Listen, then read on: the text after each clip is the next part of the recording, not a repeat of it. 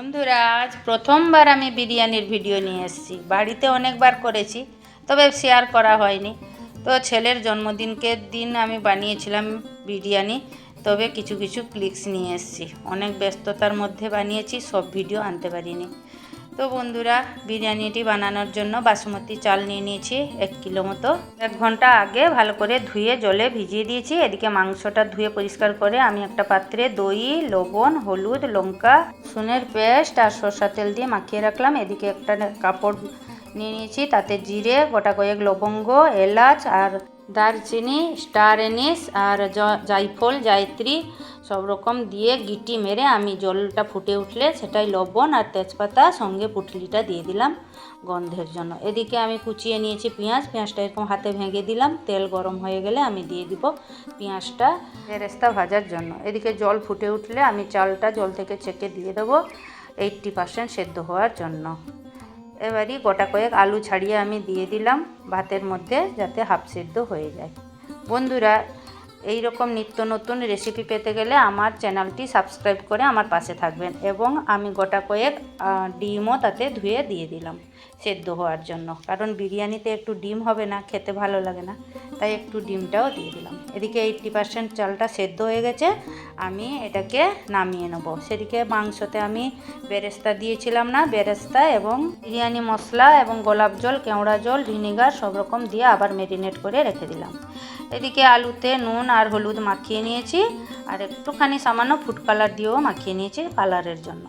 আর ভালো করে আমি জিরে গুঁড়ো, ধনে গুঁড়ো দিয়ে ভালো করে ম্যারিনেট করে রাখলাম। এদিকে দুধটা ছেঁকে নিয়ে কেওড়া জল, গোলাপ জল দিয়ে আর একটু মিঠা আতর দিয়ে কেশর দিয়ে আমি ভিজিয়ে রাখবো দুধটা।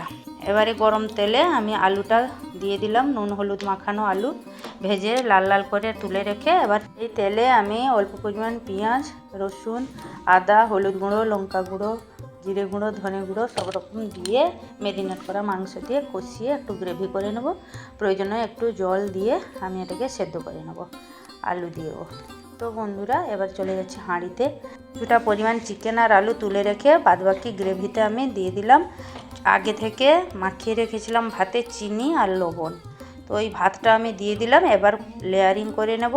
কিছুটা পরিমাণ ভাত দিয়ে আমি বেরেস্তা ছড়িয়ে দিয়েছি। এবারে দুধে ভিজিয়ে রেখেছিলাম কেশর আর মিঠা আতর, এই সমস্ত সেই কিছুটা দিয়ে দিলাম। তার উপরে দিয়ে দিলাম পুদিনা পাতা আর ধনে পাতা কুচি।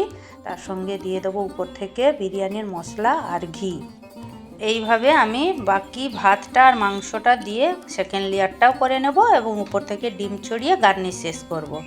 এবার মুখের কাছে আমি কিছুটা পরিমাণ মাখানো আটা দিয়ে একটা চাপা দিয়ে ভালো করে চেপে দেবো উপর থেকে। তো বসিয়ে দিব 30 মিনিটের জন্য জ্বলন্ত উনুনে, বা গ্যাসটা কমিয়ে দিয়ে বসিয়ে দিতে পারবো একটা তাওয়া দিয়ে, যাতে সমপরিমাণ চতুর্দিকে ভাপটা ওঠে। তো আমি আধ ঘন্টা বসিয়ে দিয়েছিলাম উনুনে। আমার নেবানো উনুন ছিল, আলতো আগুন ছিল, এতেই সুন্দরভাবে হয়ে গেছিলো। জানি আজকে ভিডিওতে সমস্ত ভিডিও তুলতে পারিনি, তবে আমি যতটুকু পেরেছি ব্যস্ততার মধ্যে তুলে ধরেছি। তবে আপনারা চাইলে আমি ভাবে চটজলদি রেস্টুরেন্ট স্টাইল চিকেন বিরিয়ানি বানানো যায়, সেটা আমি আপনাদেরকে বানিয়ে দেখাবো। তো বন্ধুরা, ভালো লাগলে কমেন্ট করতে ভুলবেন না, শেয়ার করতে ভুলবেন না, নতুন বন্ধুদেরকে দেখার সুযোগ করে দেবেন আশা করি। আর ফলো করে আমার পাশেও থাকবেন এবং একবার হলেও বানিয়ে খাবেন। সঙ্গে ছিল রায়তা, চিলি চিকেন, পেঁয়াজের কুচি। টাটা।